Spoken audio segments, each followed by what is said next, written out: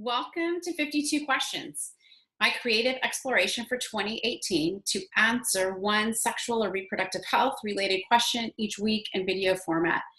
I'm Shannon Weber, Director of HIVE. Every year, HIVE answers hundreds of questions from patients, partners, and providers. We're sharing some of those frequently asked questions with you. Have a question? Let us know. We'd love to answer it. Question number 4 this week. It's a question that comes from a woman living with HIV who asks, is it possible to safely breastfeed my baby? Review last week's episode of 52 Questions to learn about the population level data about the safety of breastfeeding in the U=U era.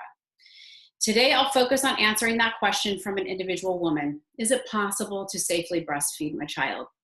This video is geared towards women and their providers in the United States, where the guidelines advise women living with HIV to not breastfeed to avoid passing HIV through breast milk. The answer to this question has evolved in recent years, and one of the things that I have learned about human connection and about creating change is to be curious what the story is behind that question. So perhaps the best answer to this question is the question itself.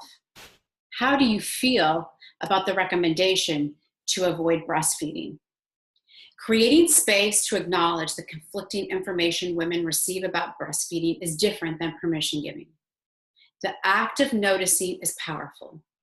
What are the inherent experiences in mothering that involve guilt and shame? And can we allow space for grief and loss around what we had believed what would make us a good mother?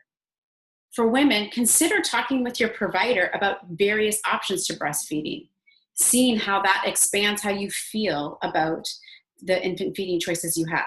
For example, there's milk banks, which provide donated pasteurized breast milk to families in need. Your baby gets all the nutrients of breast milk, and there's zero risk of passing HIV to your baby. This may be covered by public and private insurance. A wet nurse, when another woman breastfeeds your baby. Here the baby gets all the nutrients of the breast milk, and the woman who feeds your baby will need to be tested for HIV. Flash heating, which is a technique that involves heating expressed breast milk, which does not appear to destroy the nutrients in the breast milk, but does destroy HIV if done correctly. This can take a lot of time and planning, but it works. Bottle feeding.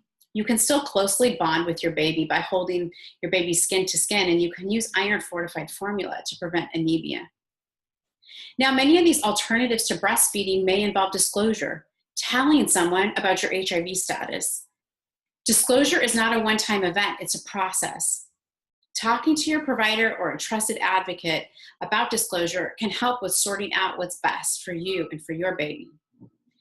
Following these informed choice conversations, to date, no one at HIVE Clinic has chosen to breastfeed, though multiple women have chosen alternative feeding methods such as bank breast milk or a wet nurse. There are several sites in the US who have adopted this harm reduction approach and proactively ask women about their feelings around the infant feeding recommendations in the US. I know several women who have remained engaged in care and open about their breastfeeding practices. I know several providers who have supported women on such a path. Thank you for joining me for 52 Questions. Tune in next week where I will answer the question, can men living with HIV have a baby? Have a great week.